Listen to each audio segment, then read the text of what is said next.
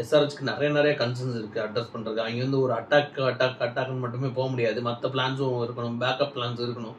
சும்மா வந்து ஒரு பிளான் வந்து ஒரு இன்டர்வியூவில் போயிட்டு 160 170 அடிச்சுட்டு இது பண்ணுற டீம் நம்ம கிடையாது அப்படி இப்படின்னு சொல்லி அங்கே ஒரு பெப்டாக் கொடுக்குறதுக்கு நல்லாயிருக்கும்.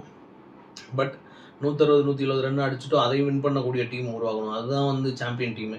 ஒரு எல்லா டைமும் 200 250 அடிக்கிற டீம் மட்டும் சாம்பியன் டீம் கிடையாது.